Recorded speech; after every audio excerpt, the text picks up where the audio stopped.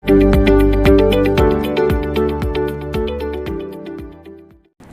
Sobat Sehat Bethesda, selamat pagi. Kembali bersama acara podcast Rumah Sakit Bethesda, Yogyakarta. Saya Asri Kusumahati bersama Dr. Novi. Selamat pagi dokter. Selamat pagi Bu Salam Asri. sehat selalu. Salam sehat. Ya dokter, kita akan berbincang pagi hari ini. Kan ini masih di bulan puasa nih dok. Nah ini banyak sekali pertanyaan-pertanyaan nih dok. Bagaimana sih tips yang aman untuk berpuasa ya bagi penderita asam lambung dokter? Kira-kira seperti apa? Apakah ada khusus trik sendiri di sahur harus makan seperti apa? Nanti saat berbuka juga apakah harus ada makanan yang khusus? Seperti apa dokter? Ya, oke. Kita kupas sebentar mengenai puasa ya. Jadi puasa itu kan memang saudara-saudara kita itu tidak makan minum selama berapa 16 jam ya kurang lebih ya. Jadi pada saat itu mungkin yang disorot sebenarnya bukan hanya asam lambung tapi juga beberapa penyakit lain, penyakit kronis yang umumnya sudah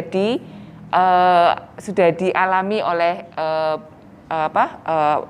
saudara-saudara kita yang berpuasa. Jadi pada prinsipnya semua penyakit ya boleh berpuasa kalau memang kondisinya stabil.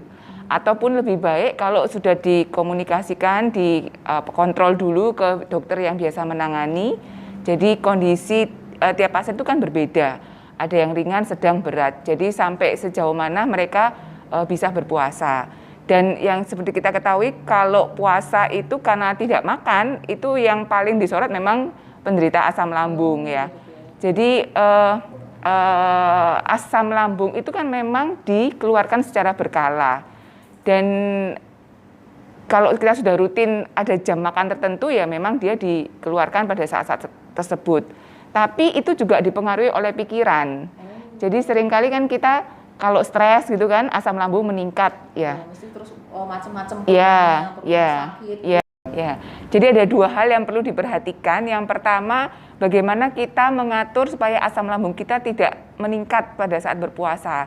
Seperti yang saya jelaskan bahwa asam lambung itu kan dipengaruhi oleh pikiran. Jadi kalau dari awal kita sudah menyiapkan hati mental kita bahwa kita berpuasa,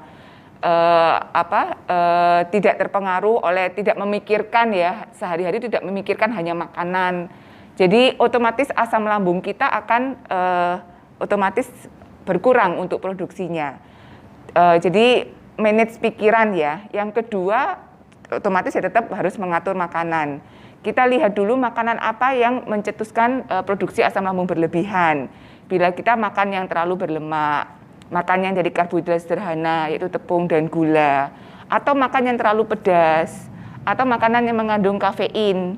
Jadi seperti kafein itu adanya utamanya di kopi, di teh, di cola, ya minuman yang berkola, berkola utamanya ya, yang kafein ya. Ya itu utamanya yang lebih meningkatkan produksi asam lambung. Jadi pada saat berbuka ataupun sahur ya, seminimal mungkin mengkonsumsi makanan tersebut. Terus juga waktu sahur juga jangan di-skip, jangan dilewatkan. Ya, dan jumlahnya diperhatikan. Atau pada saat makan jangan mepet waktunya. Makan cepet-cepet terus cuman sedikit, seperti itu juga berpengaruh. Jadi benar-benar dipersiapkan kalau memang sudah ada masalah kesehatan sebelumnya pada saat puasa mungkin tidak lebih memperhatikan panduan lah ya.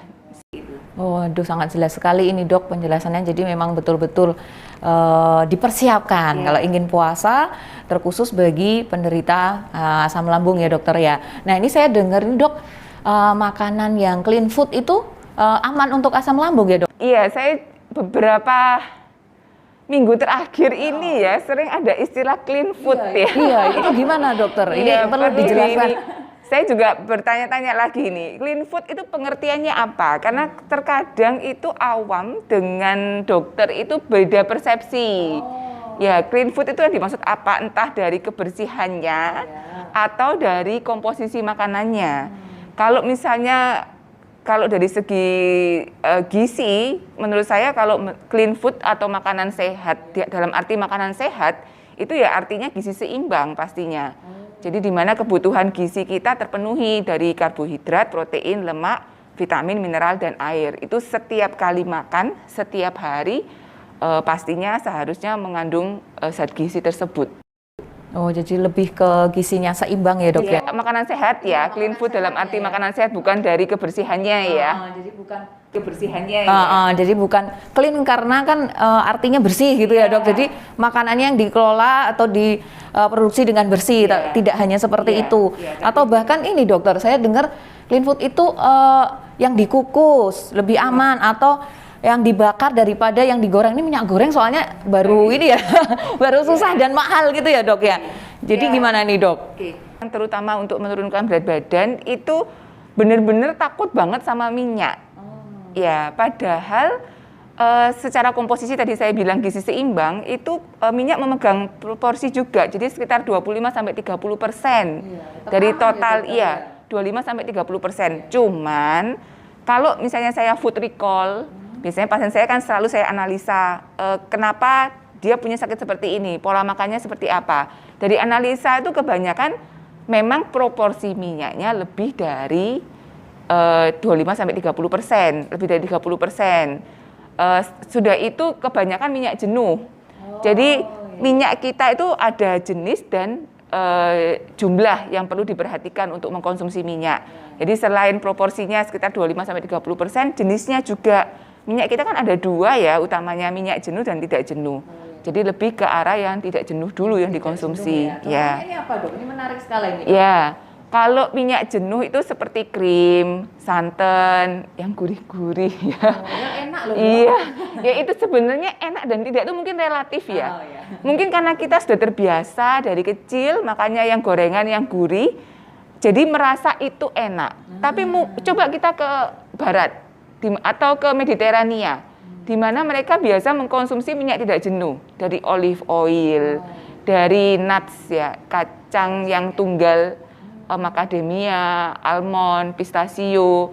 Itu mungkin kalau diberi gorengan seperti kita, mereka merasa aneh.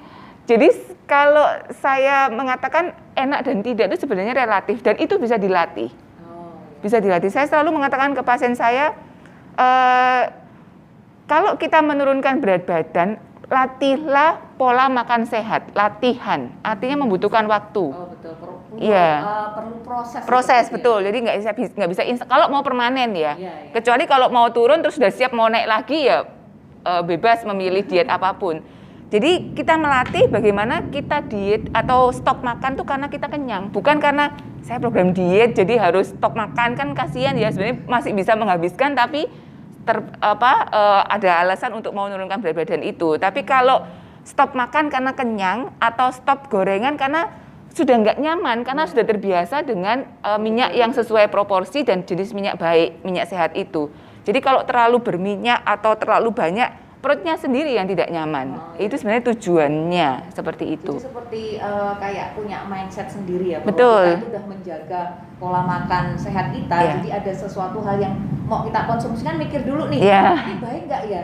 Seperti itu, jadi nggak lebih ke nikmatnya, enaknya, nggak seperti itu ya, Dok ya? Perlu diperhatikan lebih luas daripada itu. Oke, Dok, satu lagi nih, Dok, sepertinya kok ada juga kalau pada saat berpuasa, khususnya penderita asam lambung ini, itu harus mengurangi konsumsi daging yang berlebih, itu bagaimana, Dok? Benar apa enggak ya? Ya, ini perlu diperjelas lagi juga. Daging, kalau gastritis, itu hubungannya memang benar dengan lemak yang berlebih. Nah, sekarang daging itu kan, pengertiannya bisa macam-macam. Daging itu apa yang daging berlemak, apa ayam dengan kulitnya, atau daging lean dalam arti dagingnya saja. Nah itu atau cara pengolahannya. Daging biasanya enaknya di apa? Digoreng, disantan. Tapi yang disalahkan adalah dagingnya. Jadi gizi itu kalau dibilang simple ya simple, dibilang kompleks ya kompleks. Karena kita mulai dari bahan mentahnya itu antara daging dan lemaknya seberapa, atau juga dari ini cara masaknya, apa digoreng minyak banyak, apa disantan kental, atau pedes banget kayak gitu. Tapi yang disalahkan adalah dagingnya. Padahal yang kita butuhkan juga protein, itu kan juga dari hewani dan nabati. Ya, penting juga untuk diperhatikan. Proporsinya sekitar 15-20%. 15-20% Itu protein, dan itu ada protein hewani dan nabati. Jadi, saya rasa untuk pertanyaan seperti itu kita perlu mengupas tuntas ya. Komposisi daging dan lemak, cara masaknya seperti apa, bumbunya dengan apa, jumlahnya diimbangi dengan makanan lain seperti apa. Sehat Bethesda, ini ada pesan-pesan tips aman ya Dokter Novi ya. Jadi apa saja ini Dok poin-poinnya ya supaya Sobat Sehat Bethesda ini tetap dapat menjalankan puasa dengan baik, khususnya bagi yang menderita asam lambung. Oke. Yang pertama kita peringkas aja ya. Yang pertama manajemen pikiran. Jadi puasa ini benar-benar kita hayati sebagai menahan emosi, melatih untuk mengendalikan keinginan kita. Jadi pada saat puasa tidak hanya memikirkan makanan dan minuman untuk menurunkan produksi asam lambung. Yang kedua, jumlah makanan perlu diperhatikan, terutama untuk sahur. Jangan sampai makannya terlalu sedikit atau makan terlalu terburu-buru. Ya, juga pada saat berbuka jangan makan sampai terlalu banyak, makan secukupnya dan itu bertahap. Dari pembukanya seperti apa, terus makanan utamanya seperti apa, berapa lama setelahnya baru bisa tidur. Jadi tidak makan terus sampai sesaat sebelum tidur.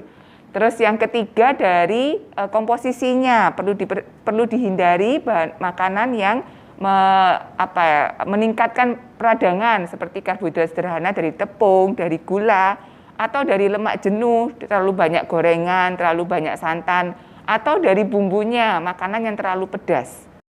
Terima kasih Dokter Novi atas penjelasannya, luar biasa, ini sangat lengkap. Tetapi lebih baiknya Anda konsultasikan pola kesehatan makan Anda kepada ahlinya bersama Dokter Novi, spesialis gizi. Terima kasih dokter. Kita akan berjumpa lagi di podcast Rumah Sakit Bethesda dengan tema yang menarik. Sampai jumpa. Sasa Bejo, salam sapa, ramah respek, Rumah Sakit Bethesda, Yogyakarta.